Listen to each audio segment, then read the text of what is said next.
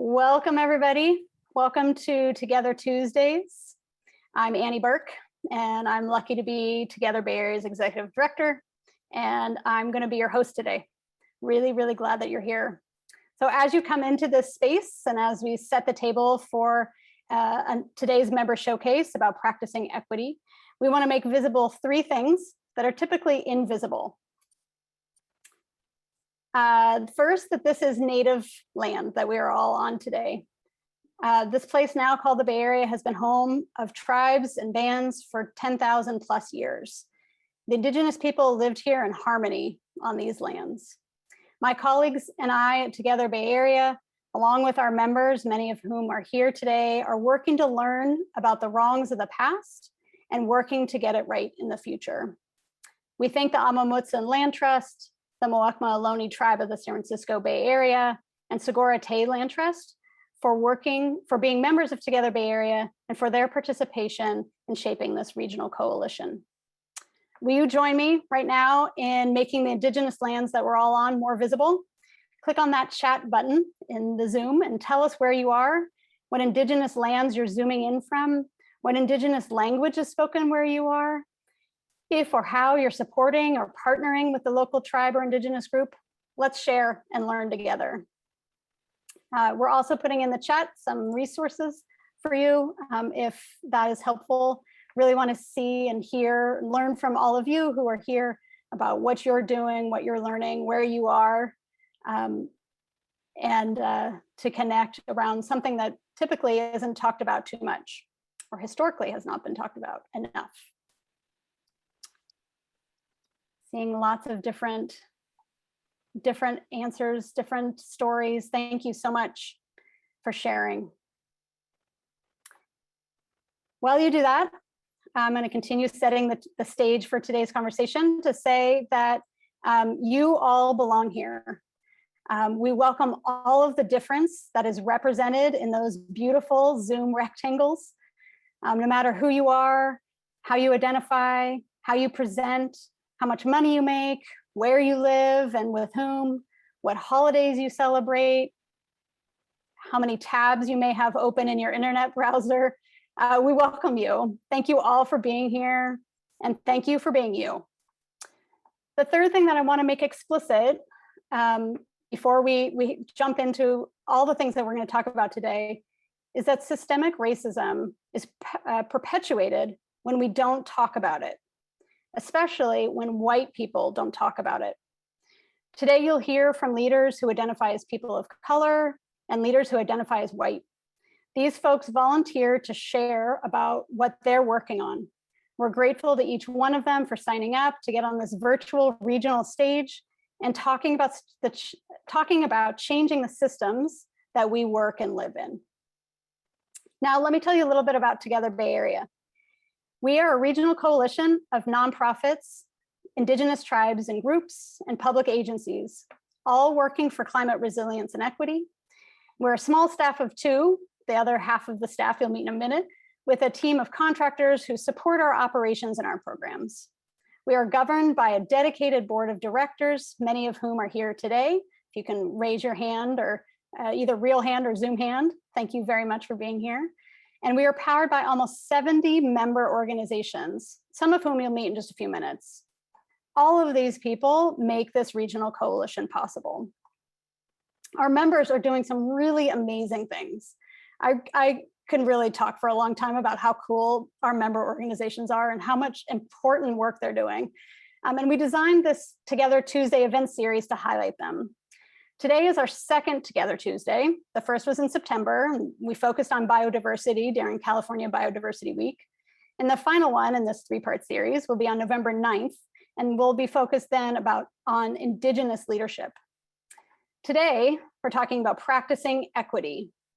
This isn't about the answer or the finish line or the one way to do equity. It's about daily choices that we make in our lives and in our work to make the world a more equitable and a more equitable place for all living things. So are you ready for this? This is going to be interesting and inspiring and fun. I'm really, really, really looking forward to this. So here's how it's going to work. Each presentation is going to be just 5 minutes long. These are bite sizes of big and complicated projects that probably could have whole conferences built around them. We want you to leave here wanting to know more. So after the presentations, we'll give you the speaker's contact information, and we'll also set up a breakout room after the showcase where you can go and ask them questions. So this isn't meant to be the end all be all or the complete soup to nuts story. This is meant to give you a little taste of what's going on around the region to practice equity. Then after the showcase, we're going to host a happy hour. We're tackling some tough systemic problems, and we also need some joy and laughing and fun and connection. At our Together Tuesday in September, we asked attendees what gives them joy. And here's what they shared in the chat.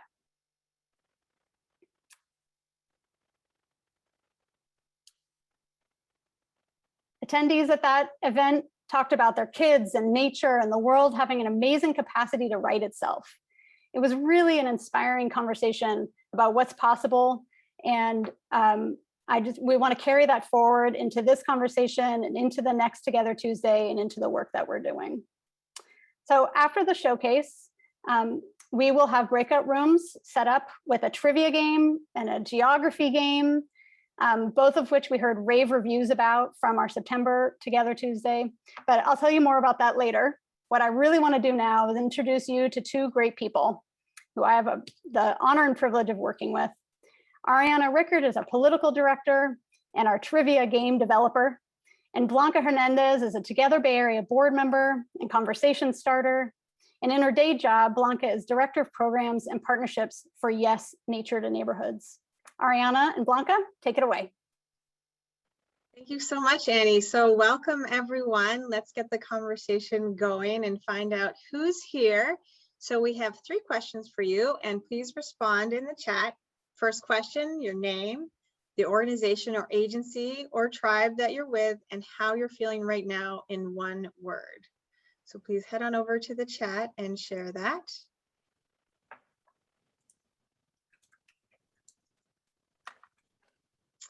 Okay, Annie's excited. How are other people feeling?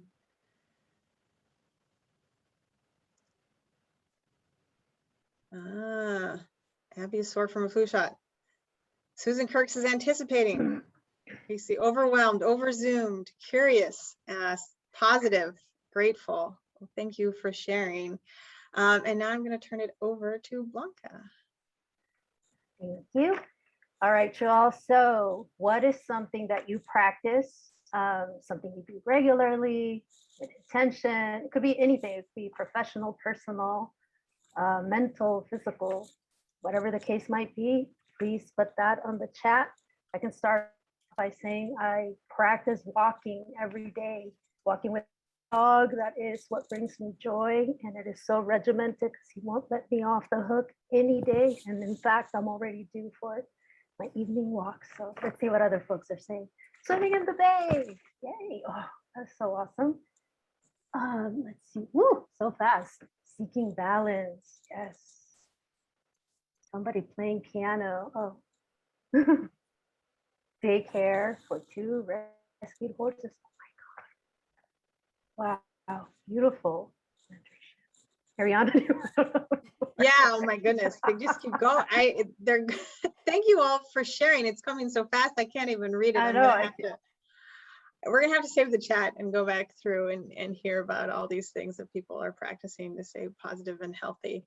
So our last question for you all for this segment is, what's one thing you're doing for a more equitable and just world? This could be big or small. It could be something you're reading, a podcast you're listening to that's helping you change your thinking. It could be a TED Talk. It could be a relationship you're building, a program you're leading, or a policy you're working on, one action you've recently taken or you're going to take for equity. Yeah, we're going to hear about India Basin, I think, later. So thanks, Phil, for sharing that. Anyone have any other responses? I can say for myself, I really like the podcast Code Switch. So that is really, yay, for the other fans out there for Code Switch. I feel like it's helped me learn a lot about different issues and rethink. Okay, other podcasts, Outside Voices, free admission for low-income folks at the Gardens of Golden Gate Park, Reading Inflamed, participating in community listening, supporting new beginning farmers, and listening and taking time to reflect. Well, thank you all for sharing that. And now I'm going to hand it back over to Annie. Great. Hi, thank you, Ariana, and thank you, Blanca. There's a lot in that chat. I feel like there's a lot of good ideas. There's a lot of good self-care that's happening. There's a lot of hard work. It's really rich. So thank you so much, everybody, for sharing. All right, we're going to jump right into our member showcase. This is what you've been waiting for. So here's how this is going to work. These are going to be 5-minute presentations. Folks are limited to 3 slides, so these are going to move fast. And I'm going to guess that every single person here watching, either live or later, has been a part of a Zoom meeting that had some technical glitches. And we're going to do our best not to make that happen, but I want to just prime the pump that if we have some slides that don't load or whatever, let's flood the chat just like you did with love and gratitude and appreciation, because we all know what that's like to be a presenter and for things to not work the way you meant it to be. So here we go. We're going to do, I say all that, but it's not going to happen. Our presenters are so dialed in and so solid that we are ready for anything, and they are amazing. So we're going to start with Justice Outside, one of our members, and Shivani Chanilo. I welcome you to the stage. Excellent. I'm going to go ahead and share my slides. Great. So thanks for the opportunity to present. I'm going to be talking about our Rising Leaders Fellowship. So Justice Outside, we advance racial justice and equity in the outdoor and environmental movement. And we recognize that within the environmental movement, efforts need to be supported that will attract and retain people of color and other communities who have had historic and systemic barriers to accessing the outdoors. And this is why we developed our Rising Leaders Fellowship. So this program supports the professional development of individuals in entry to mid-level positions in the outdoor and environmental field.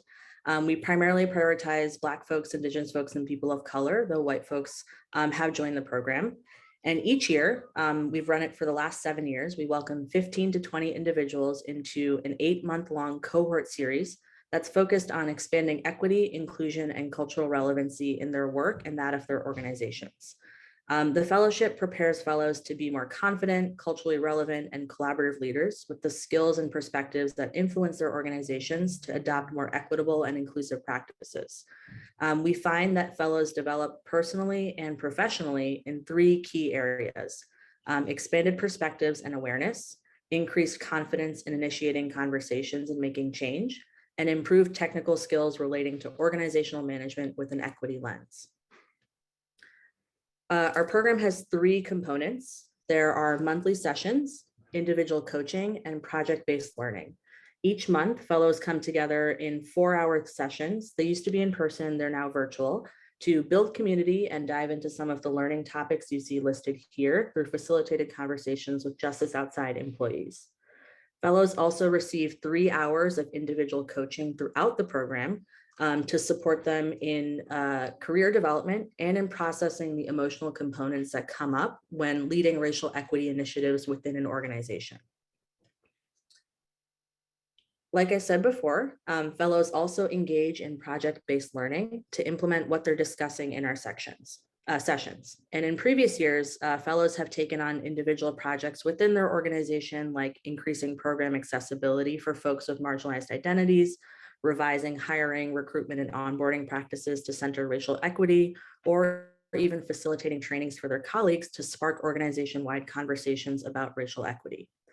This year, however, it was really exciting. We were able to launch a new project centered on participatory grant making, which was funded by a $40,000 grant from the Environmental Education Funders Collaborative. And collectively, as you can see here, the cohort developed a framework to decide which organizations they would award a 2-year grant to. So this project really helped fellows gain a greater understanding of authentic relationship building between the philanthropic sector and grantees, and provide insights into how philanthropic organizations shift their resources, their language, and their culture to better reflect and support organizations centering racial equity in the environmental field. Grant making is a really critical part of how we at Justice Outside carry out our mission, and we're especially thankful to the Environmental Education Funders Collaborative for giving us the opportunity to support more folks and engaging in the radical philanthropy we practice. So I'm going to end my spiel on my soapbox with a quote from a previous Rising Leaders Fellow. Rising Leaders Fellowship kept me at my job. I was thinking about leaving because I didn't feel like anyone else at my workplace was interested in cultural relevancy and was feeling frustrated and disillusioned.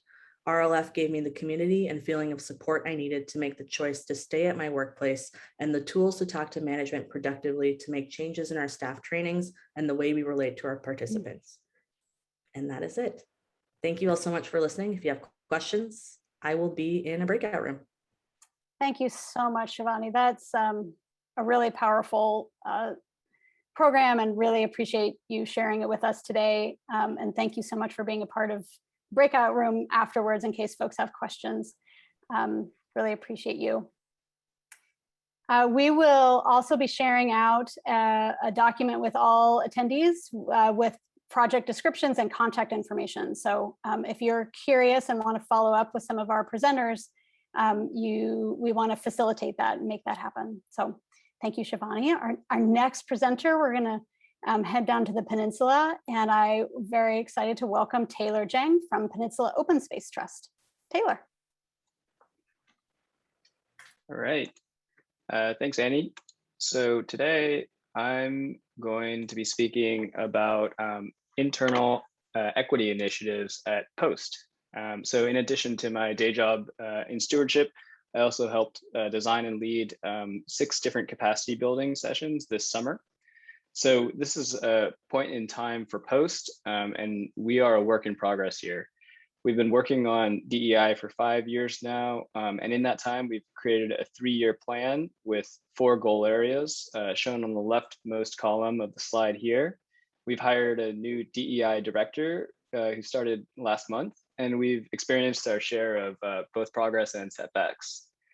So today I'll be talking about 2 outcomes from our capacity building sessions, and also just wanted to acknowledge that process is equally as important as outcomes, but won't be touching on that today. And that I'll be addressing internal topics only, although there is work that Post is doing externally in DEI. So circled in red are the capacity building sessions, which are helping us on the path towards a more inclusive organizational culture. Each session consisted of pre-reading, surveys, and 3 to 4 hours of live virtual session time. For our all staff trainings, we focused on psychological safety for the first topic, anti-racism as the second topic, and white dominant cultural norms as the third topic. And we also held 3 additional sessions for people managers, building inclusive team cultures, equitable decision-making, and managing across differences. We held additional leadership sessions because we believe that with disproportionate power, such as positional authority, people management, those kinds of things, comes disproportionate responsibility to lead and model change.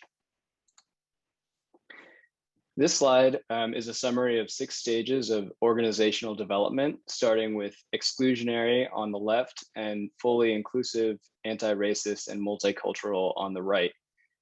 Each stage has associated indicators, and the majority of our staff in a pre-survey thought that we were in the compliance stage, with the next largest group of respondents choosing the affirming stage for us.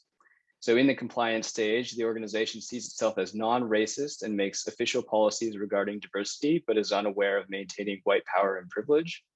In the affirming stage, the organization intentionally increases its commitment to dismantling racism, but institutional structures that uphold white power remain untouched. So some of the indicators from our staff, in quotes, we had, on the positive side, external commitments to equity. We had new organizational core values that incorporated diversity, equity, and inclusion. We had a lot of positive progress reworking our hiring and compensation systems. some of the indicators that are still in progress. Assimilation and one way of doing things was largely ingrained and expected for people of color, although some progress has been made. Nascent accountability to historically marginalized communities and other in-progress indicators as well. So this is the second outcome I wanted to share today. Our staff also selected the six most common white dominant cultural norms at Post, shown circled here in red: comfort with predominantly white leadership, priorities and timelines that perpetuate white dominant cultural norms, superiority of the written word, transactional goals, progress is bigger / more, and perfectionism.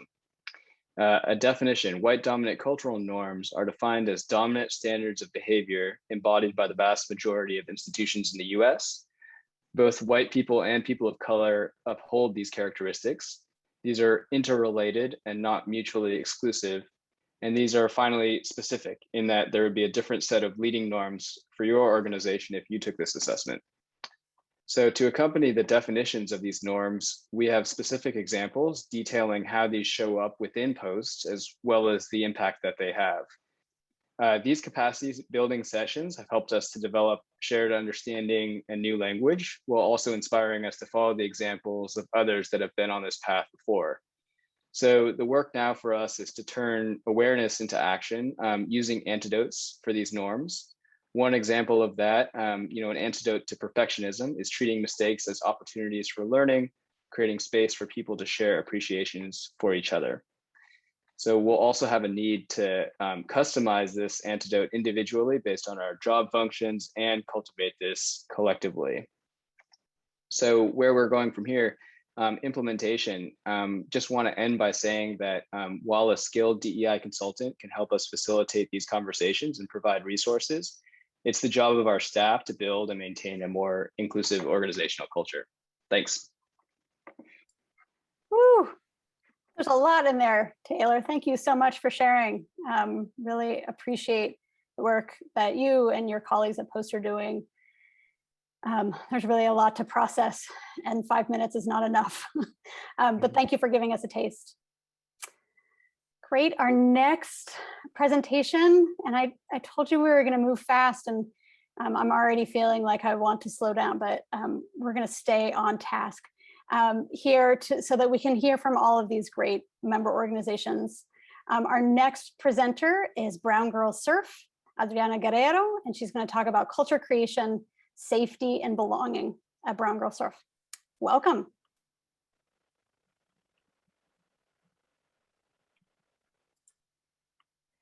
Hello, everyone. Sorry, I'm like dual screening over here, so talk about tech glitches. But hello, everyone. My name is Adriana Guerra, and I'm the Executive Director of Brown Girl Surf. Just in short, just to summarize who we are, so we're a community of girls, women, and gender expansive people who seek female-centered spaces of all ages and backgrounds. And so as you can tell by our name, and if you are familiar with our history, equity, diversity, and inclusion and justice is really rooted in the DNA of Brown Girl Surf and why we were founded. And so today what I wanted to speak on specifically was our culture creation. And so that is one of our themes of programming that is woven through everything. And so how we do this is we talk about disrupting and shifting the white male dominated surf narrative by sharing our stories and perspectives. And we also do this through our creativity, our music, and our art. And our surf style is a home where everyone will feel like they belong and that they're included in programming at the beach and also in the water. And so that's what we focus on. We create a surf culture in our own image. And we do this, one of the ways that we do this is through representation. And so a majority of our staff and volunteer base identify as female or women surfers of colors. And then we also believe that part of representation is through images. Our stories, whether it's through programming and we're just talking to each other in the car, or we're in a closing circle of appreciation, and sharing our stories of how we came to be a surfer and what is our relationship with the ocean. And we also do this through our media, which we look at our social media as a digital storytelling platform, which I'm super excited to be focusing more on the new year. And so you'll be learning more about who is a part of the Brown Girl Surf community. And we are also artists and creatives. And so there are all the ways that we are creating the culture that we wish to see, not only at the beach, but in the lineup. And then the other way that we also do this is by reclaiming tradition and histories. And so one of the ways that we do this is we focus on cultural access in addition to financial and logistical access to the ocean. And so this includes replacing negative narratives around women of color and the ocean with positive. And so repositioning surfing in familiar cultural spaces for communities of color. And so it's not just within our programming that we do talk about it, but also in other spaces such as Together Bay Area. And I think what's also really important about Brown Girl Surf and what we've been really intentional about as we've been evolving our programming from land acknowledgement to also our volunteer training is the importance of acknowledging and sharing the accurate accounts of this country's colonial and racist system, traditions, and policies that have led to historical and current exclusion for communities from feeling safe and welcome in the world of surfing and at the beach. And so that those types of conversations are not only among our volunteers at all staff training, sorry, not all staff training, but all volunteer training, but also among our Rising Leader Youth Program, because we believe that that is one of the most important aspects of moving towards a more equitable surf culture is acknowledging the history and how we've gotten here to be at this place. And so those conversations are happening in various different forms of programming. And, oh, sorry, the dual screen is like tripping me up.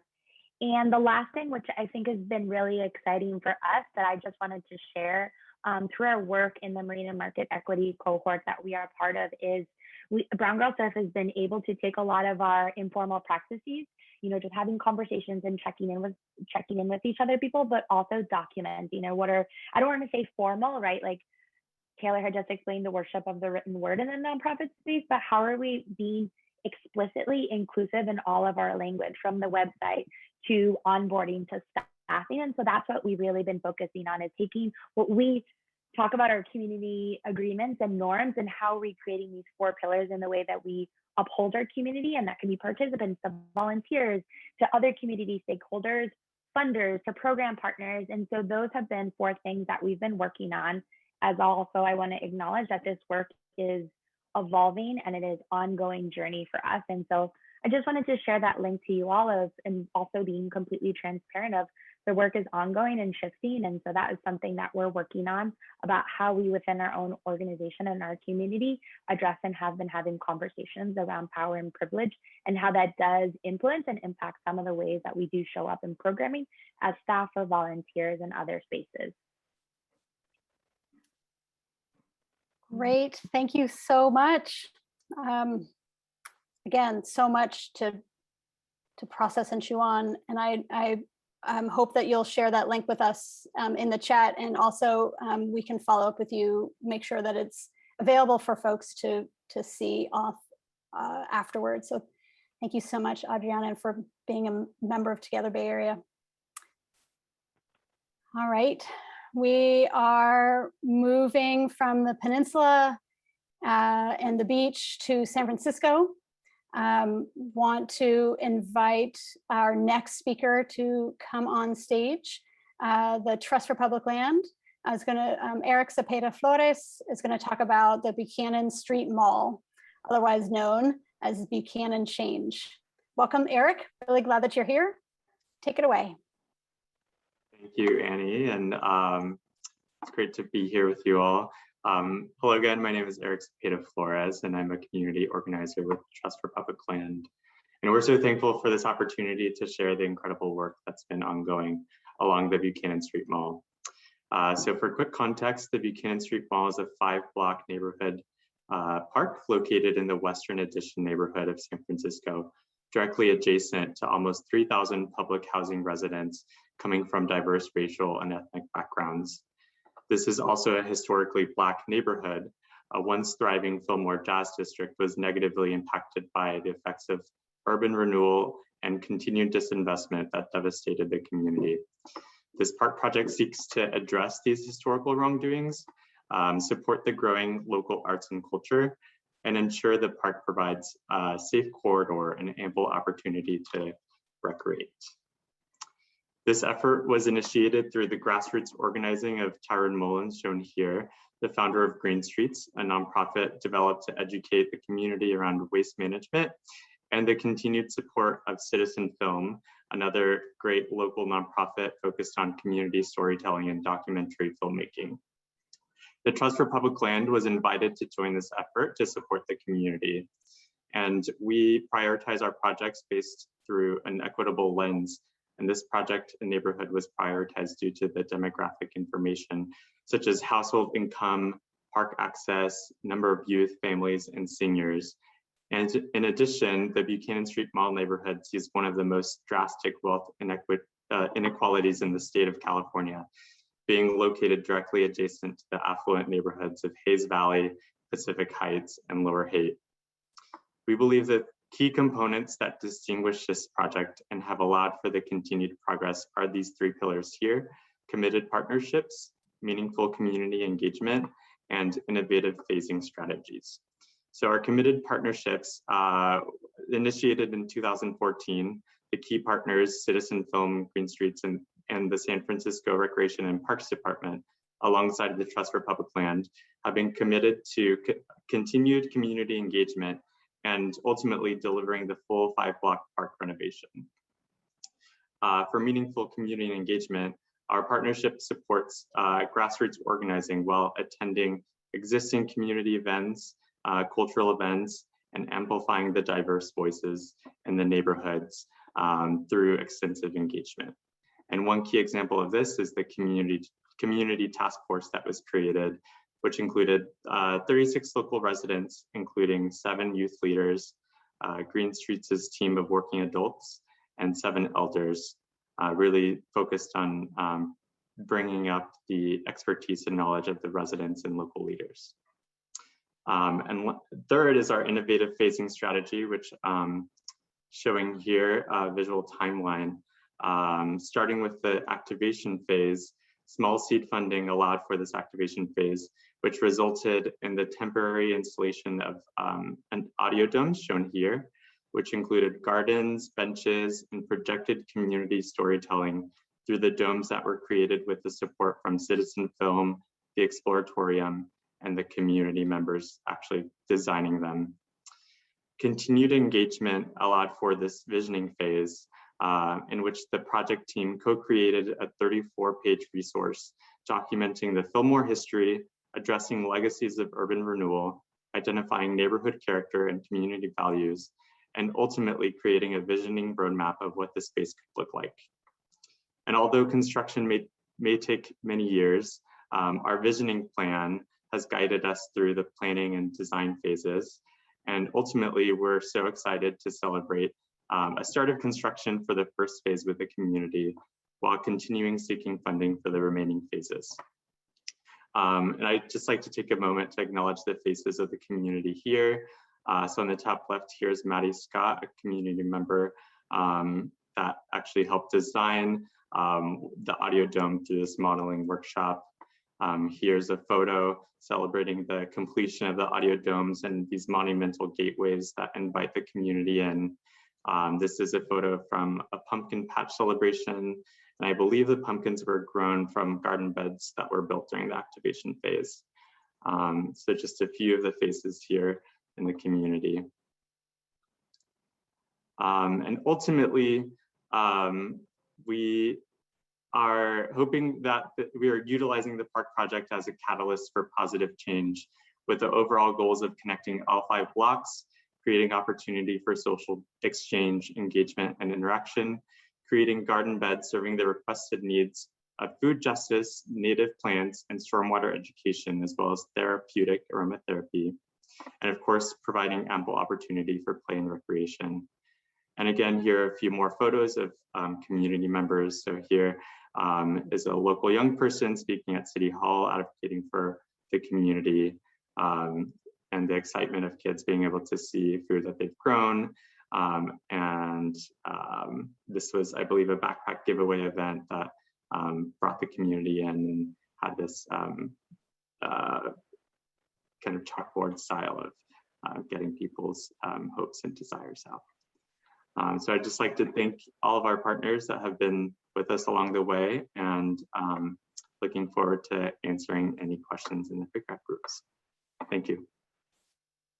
Thank you so much, Eric, for telling that story and for naming those people, bringing them into this space too.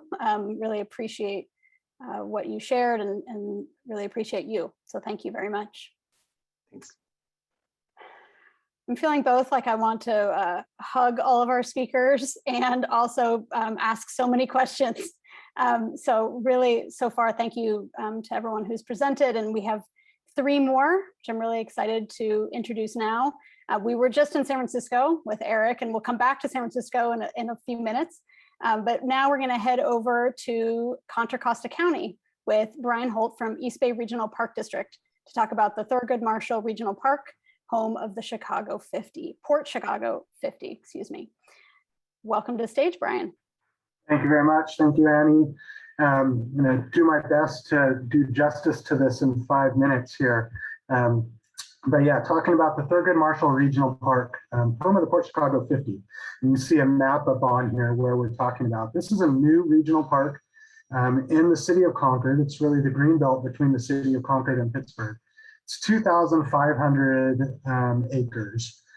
So over twice the size of Golden Gate Park in San Francisco. And naturally, the Park District has been working with the city of Concord, the Navy, and others on this for over 2 decades now. But we've got to a point where we, last year, in 2019, we were able to secure the property from the Navy. This was a former Navy base. And then we're able to adopt a land use plan. As part of that, we worked through the naming process here. This site is an affiliated site with the Port Chicago, what was the Port Chicago Naval Magazine. And there's an existing national park site on the waterfront, the Port Chicago Naval Magazine National Memorial, which is administered by the National Park Service. This is, it's a national park site that's relatively unknown because it's on an active Army base, so the public can't get there. But it's a really important story. This was an explosion that occurred during World War II. It accounted for a quarter of all African-American deaths during World War II. But most significantly is sort of what happened after the explosion. And that's where a group of 50 men, though they were often 17, 18 years old, stood up and protested against orders to return back to work following the explosion. This was a time of segregation. So those who died were largely African American, and the men who protested against the return to work orders were ultimately punished and unjustly tried for mutiny, and ultimately convicted. They worked with Thurgood Marshall to try to bring attention to their trial, and Thurgood Marshall sat in and viewed this trial and ultimately engaged with the Secretary of the Navy and put out a lot of materials through the NAACP that just shined a light on this trial that ultimately led to the desegregation of the Navy and then subsequently desegregation of the full military. So as we worked through the naming process, there was, as naming processes work, there's obviously lots of different ideas about what should be here, but we want to give a credit to really some of our employees at the East Bay Regional Park District and some of them who are joining us today, Sabrina Pinnell, Yolanda Burial Knight, Yuli Padmore, we've got Aki joining us. They formed together a group called the Black Employee Collective of the East Bay Regional Park District. And they really held us to account. They held our board to account and others and said, basically that we needed to recognize the African-American history on this property and celebrate and honor the Port Chicago 50 and really acknowledge this as a space for African-American history. So we named it Thurgood Marshall Regional Park, home of the Port Chicago 50, to really give attention to that name and just have seen a lot of education that's come out of We're working with National Park Service to develop a joint visitor center there. This would be in partnership with the Port Chicago Naval Magazine National Memorial. This would really give more access to that story and highlight it. And so we've been working really closely with National Park Service for many years to make that visitor center a reality. And you can see some of the visualizations here. So really, again, to highlight that important African-American history and really to tell the story of desegregation of the military and how this site played a role in that.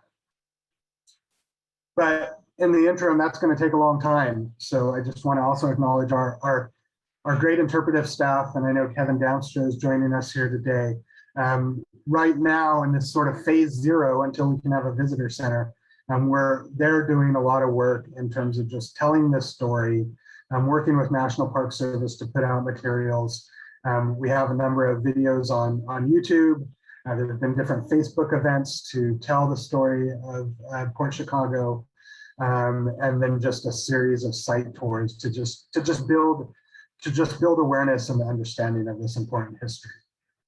So I have no idea where I'm at on time, and hopefully I did that somewhat within my 5 minutes, and I'm happy to answer questions in the breakout rooms. Thank you. Great, thank you, Brian. You nailed it. So from my counting, you got 5 minutes on the dot. So thank you very much. And thank you for sharing the story. It's a story of a lot of things, including disrupting old patterns and forming some new ones. So, and forming new relationships. I'm really, really grateful to work that you and everyone you named and everyone beyond them who were a part of that. So thank you for sharing. Really appreciate it. All right, we're traveling around the region. I don't know if you're in the virtual helicopter along with me. We've been in Concord, and now we're going to head over to Marin, and I'm really excited to invite Thane Kriener to the stage. He's the new executive director or CEO of Marin Agricultural Land Trust, and he's going to talk to us and share some of the work that they're doing on a racial equity playbook. Welcome to the stage, and welcome to the Together Bay Area conservation scene. Thane, really glad that you're here. Thank you very much, Annie, and thank you, Ariana.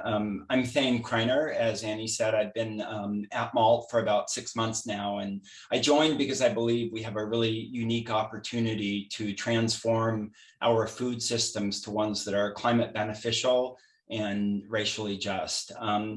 So when I joined in March, one of the first things I asked is what can we do at MALT, which is the first agricultural land trust in the United States, to really start taking action towards racial justice. And we've all been through a pretty challenging 18 months with the pandemic, the increasing effects of climate change and deepening awareness of racism in this country and elsewhere.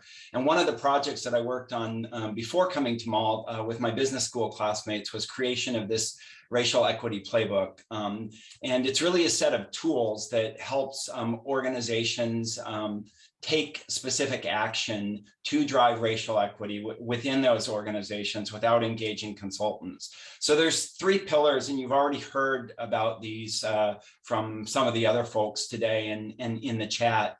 The first one is really about a commitment that before we take action, we have to commit to what we're doing, and education's a vital part of that. And we've all, I think, on this call together, been on a journey of learning about things we weren't taught about in school, at least not the school where I went in Texas.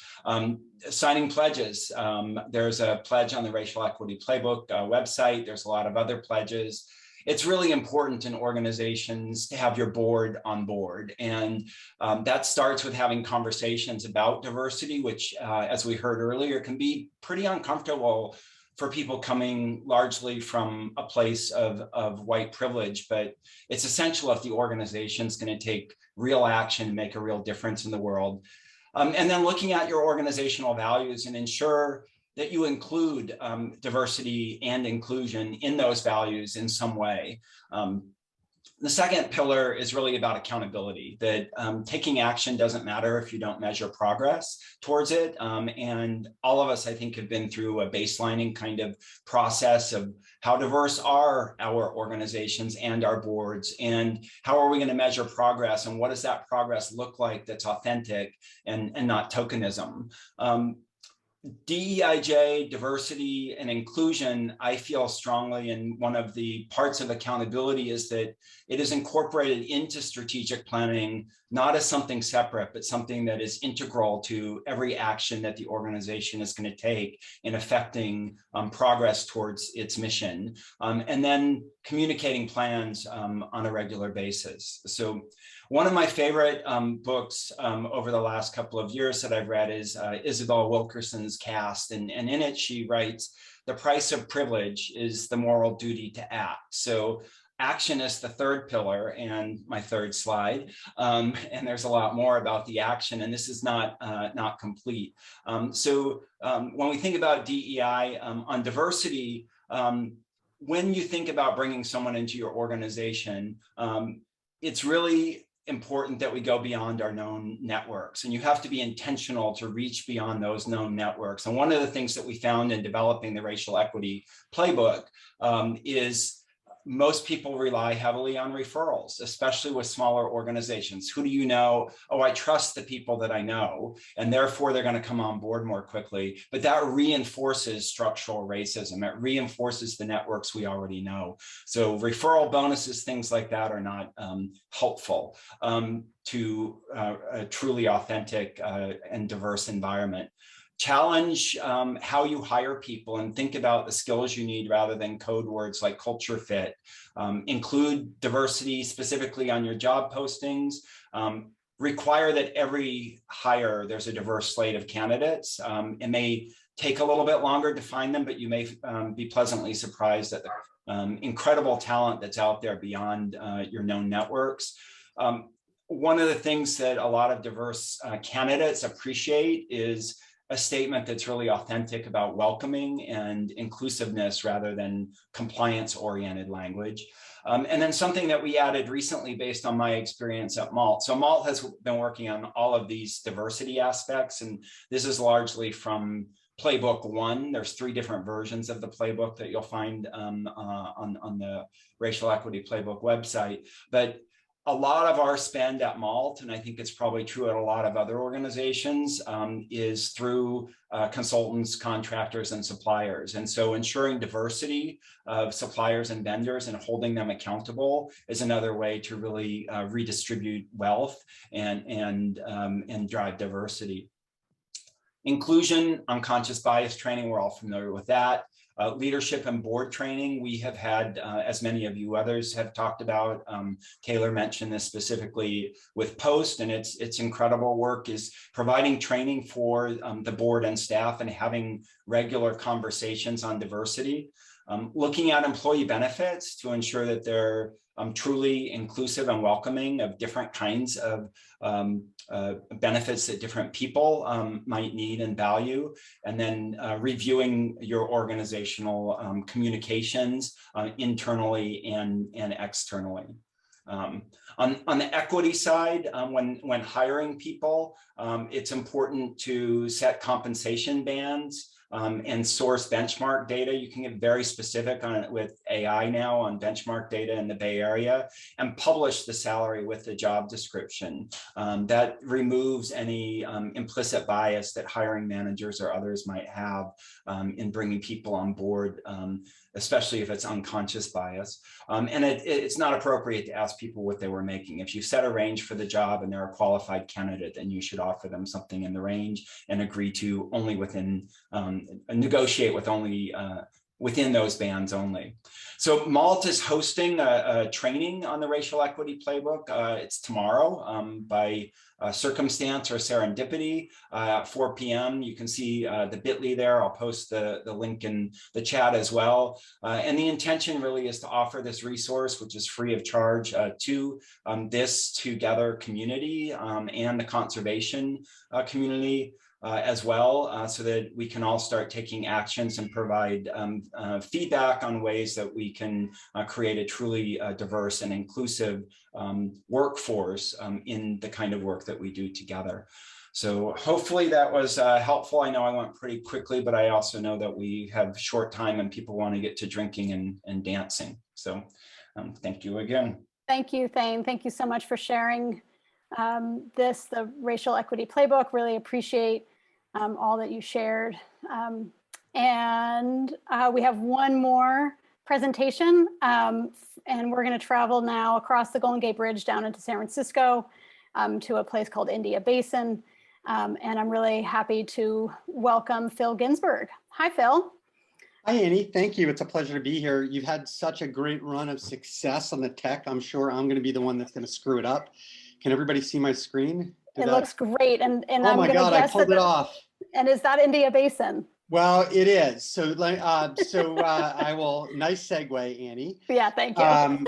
So first of all, thanks to Together Bay Area. And I've really enjoyed listening to all of these presentations about projects and programs from around the Bay. And, you know, I've learned a lot and really proud to be part of this group. And I want to thank you for hosting and convening.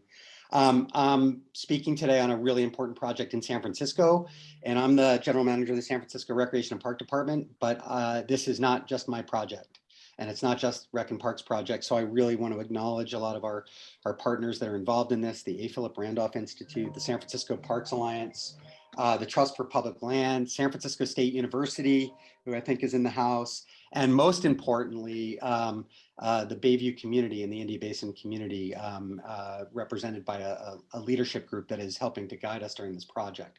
So, Phil, I want to interrupt real quick because we're seeing Catalina Island, I think, and I don't know if that's what you're meaning to show us. And that our tech doesn't work. It's really beautiful. I mean, it's a gorgeous place. Let's see. Stop share. Why are you looking at Catalina Island? You should be looking at my presentation. So my tech doesn't work. So I'm just going to walk you through it rather than try to futz with it. I don't know what I did wrong. So I've broken the streak. So what you see behind me actually is the Bayview neighborhood and a image of the project. I'll share our 3 slides at a different point. So I'm sorry about that, Annie. So let me tell you a little bit about the project. We are building what is really a once in a generation waterfront park in the heart of the Bayview, along 1.7 miles of waterfront. And this is waterfront that has historically been cut off from the Bayview community for a variety of reasons. It was the home of industry, the home of private property. It was dilapidated and neglected. And this project really strives to make meaningful, equitable, and essential improvements to San Francisco Southeast community. I mentioned the 1.7 mile sort of network of spaces. It includes spaces called 900 Innis and India Basin Shoreline Park.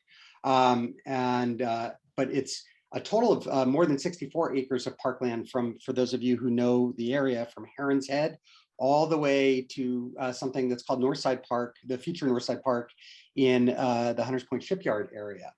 The space serves 5,000 residents that live within a 10-minute walk of this space, 35,000 residents that live within 1 mile of this space, and very significantly, also within a half a mile of the space, are 2,500 units of public and affordable housing.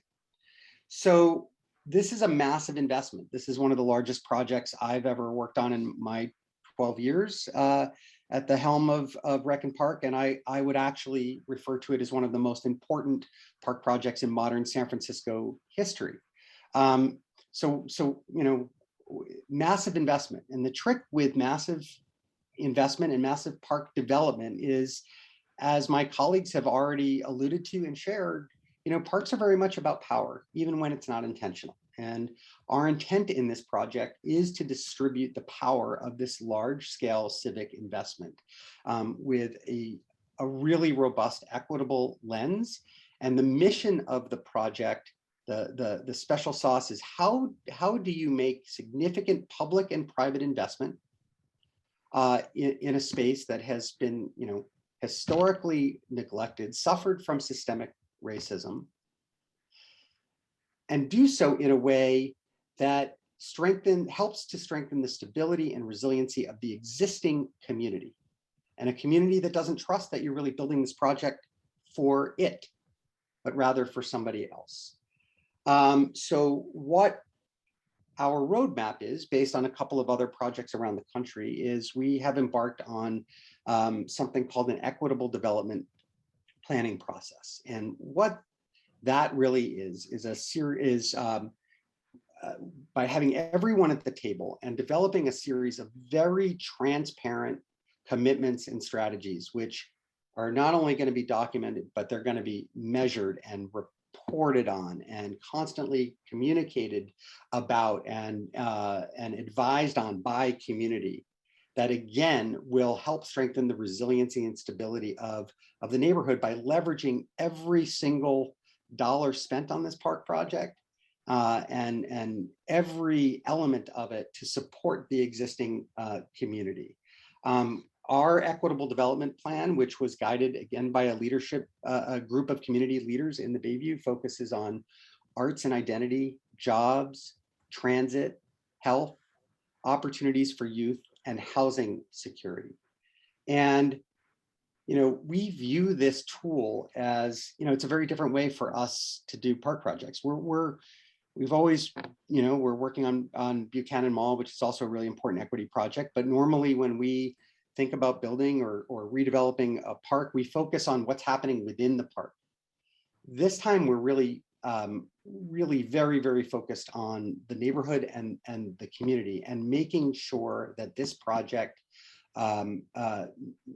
mitigates displacement and again supports the stability and resiliency of the existing community.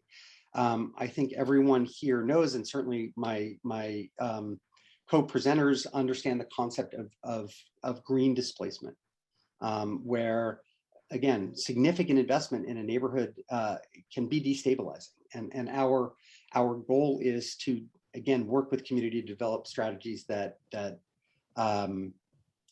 prevent that from happening. And again, we are very focused on environmental health, on creating jobs and opportunity, transit, health. Every ounce of this project has a reinvestment back in the community. And one example is this project is funded by a significant amount of public money, but also needs a lot of private philanthropy. And even the folks helping us with philanthropy have hired from community and trained young people living in the Bayview to be part of their philanthropic development team. So there's a lot of different elements of it. I'm sorry that I wasn't able to show you images, but we're really proud of this project, and we have a long way to go. But we think it is an emerging best practice for how you really engage in park development. Thank you so much, Phil. And to tell that story without slides when you were counting on slides, and I'm sure there's people who work to help you put together those slides. Really appreciate your telling the story, going through the technology challenge, and thank you so much for talking and sharing about India Basin. I think they were betting on me having a technology challenge. So the slides, I think Ali Chiesa from the Trust for Public Land, I think put a link in the chat. So if people want to see more about the project, there are a lot of wonderful design images. Spatial justice is a very big construct here for us, as we are really, candidly trying to create a Black space, which is, something that we're really being very honest and trying to hit head on about. Great, thank you so much, Phil. So speaking of project descriptions, we have those for you. Now in the chat, there's a link to a Google Doc. Thank you very much, Ariana, that has descriptions of the projects, as well as contact information for today's speakers. So again, we really wanted to have short presentations so that you could see and hear and learn from a lot of different people and different projects. And we really hope that you'll follow up with folks afterwards to learn more. So we're going to keep moving. Our next part of our agenda is a quick one about Together Bay Area membership. And I really want to welcome Blanca Hernandez back to the stage. She is a Together Bay Area member and board member. And right now is our membership campaign season. And it's Together is made possible because of a lot of people. It's not just me, it's not just Ariana, there's just a lot of people. And so I wanna ask Blanca a few questions about membership and why it matters and what it means to her. So Blanca, why is Yes Nature to Neighborhoods a member, and how is it valuable to you? Thanks, Annie. Hi, everyone again. Thanks for all of the hard work that you're doing to address some of the challenges that obviously we are facing in our lifetime around equity and some of the other stuff around environmental exploitation and, you know, just what's led up to climate change and you know, just seeing the devastation of our planet. So for us, it's important for us to take a note from nature. We do work in the outdoors, and as we know, nature, the trees, animals have been building incredible networks before we were even here, right? So it's very important for us to really listen and build those networks with others, with people like that are doing the same kind of work that we're doing, right? So it just really deeply resonated with our organization, not only the mission, vision of Together Bay Area, but also just the humility that you have to have these days in order to really address the challenges that we're all facing. I'm going to stop there because I know that there's other questions and the agenda is small, but you know, nature has a lot to teach us, and part of being in a network of other peers is like, how do we really address these challenges, and how do we come up with solutions that can get at not erasing people's histories, at you know, making sure that there is representation. And so that's probably part of why we're part of this awesome collaborative. Thank you. Yeah, there's a lot to learn. I'm reading Finding the Mother Tree, which maybe others folks, and about the networks, about the forest floor, and about how the natural world is so interconnected, and that is very much, as you were saying, much better than I am about how that's a lot of what Together Bay Area is too, is the interconnections, is the connective tissue between people and between organizations. I'm curious, Blanca, one thing that makes you excited, what is it that stands out for you about Together Bay Area and what we're doing collectively that really gets you smiling and happy, excited? Well, as we've all been through the pandemic, I really appreciated Together Bay Area holding space for a lot of us to have different conversations, not only at the legislative level, but also at the local level of, you know, connecting with one another and talking about the challenges of, can we do outdoor programming? Can we not? It's been really wonderful to have this slim and awesome team be that for many of us. And so just really a lot of gratitude to you, Annie, and previously the other before Ariana came in, but yeah, just a lot of gratitude. Absolutely. Well, thank you so much. Thank you for being a member and for being on our board. Thank you for joining us today and helping us welcome everybody earlier in our community building, and just really grateful to you. So thank you, Blanca. There's a link in the chat if you want to learn more about what membership entails. And of course, you can always reach out to me, be happy to talk to you. I am amazed by the work that Together Bay Area members are doing, and it's really a lot of fun to do this work. So happy to talk about it anytime.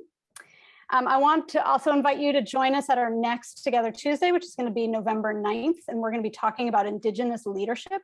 We'll have a member showcase, which I think might be a little bit different than the one that we had today in terms of format. The content will be similar and different too. So I hope that you'll join us for that.